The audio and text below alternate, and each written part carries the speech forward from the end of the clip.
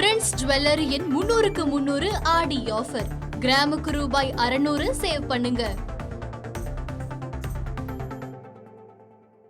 கூட்டுறவு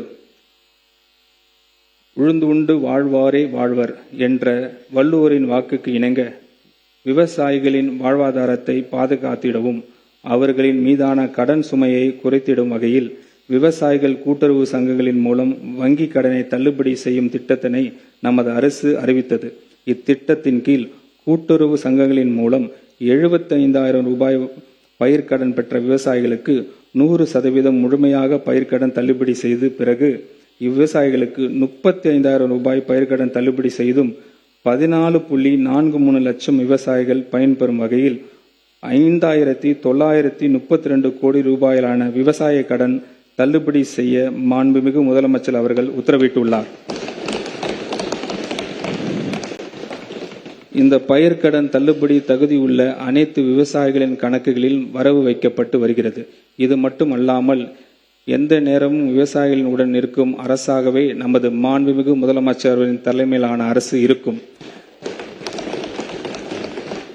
இந்த திருத்த வரவு செலவு திட்ட மதிப்பீடுகளில் கூட்டுறவுத்துறைக்கு 8,028 கோடி ரூபாய் ஒதுக்கீடு செய்யப்படுகிறது. வேளாண்மை உழவர் நலன் பருவநிலை மாற்றங்களால் இந்த ஆண்டு தென்மேற்கு பருவமழை இயல்பான அளவிற்கு பெய்யாததால் மேட்டூர் அணையின் போதிய அளவு நீர் இல்லாமல் இதனால் பாசனத்திற்காக வழக்கமாக திறக்கப்படும் ஜூன் 12 அன்று மேட்டூர் அணையை திறக்க இயலவில்லை. இந்த நிலையை கருத்தில் கொண்டு மாண்புமிகு தமிழ்நாடு முதலமைச்சர் அவர்கள் நெல் உற்பத்தி குறையாமல் இருப்பதை உறுதி செய்திட டெல்டா மற்றும் டெல்டா அல்லாத மாவட்டங்களில் நெல் சாகுபடியை ஊக்குவிக்கும் மொத்தம் 134 கோடி ரூபாய் நிதி ஒதுக்கீட்டில் குறுவை தொகுப்பு திட்டத்திற்கு ஒப்புதல் அளித்தார். இதில் நெல் இயந்திர நடவ, நேரடி நெல் விதைப்பு, விதை உற்பத்தி மானியம், நெல் விதை, liquid bio fertilizers, distribution of micro nutrition fertilizer mixtures ஆகிய இனங்கள் செயல்படுத்தப்படுகின்றன. விவசாயிகளுக்கு வழங்கும் மின் மானியத்திற்கு இந்த திருத்த வரவு செலவு திட்ட மதிப்பீடுகளில் 7,432 கோடி ரூபாய் ஒதுக்கீடு செய்யப்படுகிறது. இத்திருத்த வரவு செலவு திட்ட மதிப்பீடுகளில் வேளாண் மற்றும் உழவர் நலத்துறைக்கு 14,984 கோடி ரூபாய் ஒதுக்கீடு செய்யப்படுகிறது. கால்நடை பராமரிப்பு, கிராமப்புற மேம்பாட்டு, ஊட்டச்சத்து பாதுகாப்பு மற்றும் பொருளாதார வளர்ச்சி ஆகியவற்றை ஊக்குவிக்கும் வேளாண் பொருளாதாரத்தின் ஒரு முக்கிய அங்கமாக கால்நடை பராமரிப்பு துறை விளங்குகிறது. நடப்பு நிதியாண்டில் ஊரக பகுதிகளில் வாழும் நலிவடைந்த கைம்பெண்கள், ஆதரவற்ற பெண்கள், டிரான்ஸ்ஜெண்டர்ஸ் மற்றும் மற்ற மாற்றுத்திறனாளிகளுக்கு வெற்றி மகளிர் ஆடுகள் வளர்ப்பு திட்டத்தின் கீழ்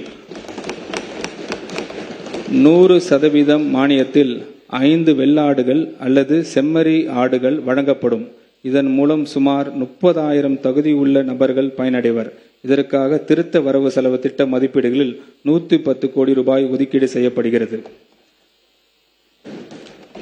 கால்நடை மருத்துவமனைகளுக்கு தேவையான 41 கட்டடங்கள் 47 கோடி ரூபாய் மதிப்பீட்டில் உருவாக்கப்படும்.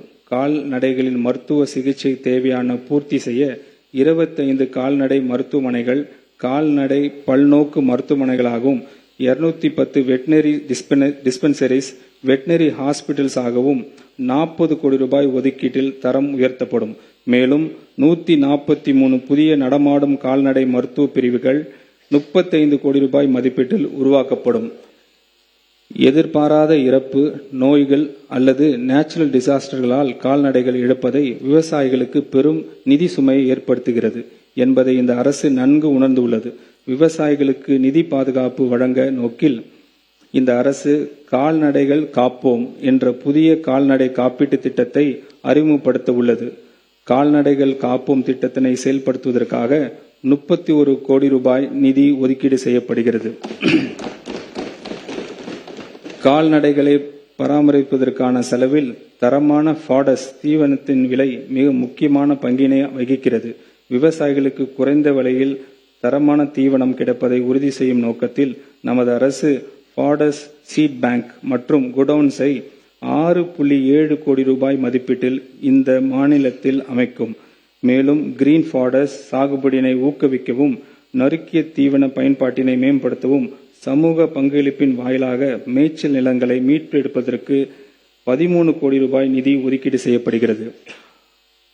நடையாய் நடக்கும் வாய் உள்ள மனிதர்களை மறந்துவிடும் ஆட்சியை போல் இல்லாமல் வாயிலா ஜீவன்களை கால்நடைகள் மீதும் அன்பும் கவனம் செலுத்தும் அரசுதான் இந்த மனசாட்சி உள்ள மக்களாட்சி அரசு.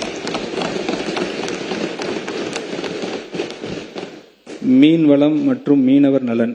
மீனவர்களுக்காக குரல் கொடுப்பதிலும் மீனவர்கள் மீது பாசம் காட்டுவதிலும் புரட்சி தலைவருக்கு பிறகு உண்மையான மீனவ நண்பனாக இருக்கும் ஒரே தலைவர் நமது மாண்புமிகு முதலமைச்சர் அவர்கள். அந்த உணர்வின் அடிப்படையில் மீனவர்களின் வாழ்வாதாரத்தை பாதுகாக்கும் நோக்கத்தில் பல்வேறு சமூக நல திட்டங்களை தமிழ்நாடு அரசு தொடர்ந்து செயல்படுத்தி வருகிறது. மீனவர்களுக்காக மீன்பிடிப்பு குறைவு மற்றும் தடைகால நிவாரணம், மானிய விலையில் டீசல் மற்றும் மண்ணெண்ணெய், மீனவர்களுக்கு தேவையான நிலையான உட்கட்டப்பினை உருவாக்கும் விதமாக மீன்பிடி துறைமுகங்கள், லேண்டிங் சென்டர்ஸ், மீன் பண்ணைகள், மீன்பிடி கிராமங்களில் கடல் அரிப்பை தடுக்கும் பொருட்டு கிராயன்ஸ், அலை தடுப்பு சுவர்கள் என அனைத்து வகையிலும் இந்த தொழில் மேம்பட அரசு நடவடிக்கை எடுத்து வருகிறது.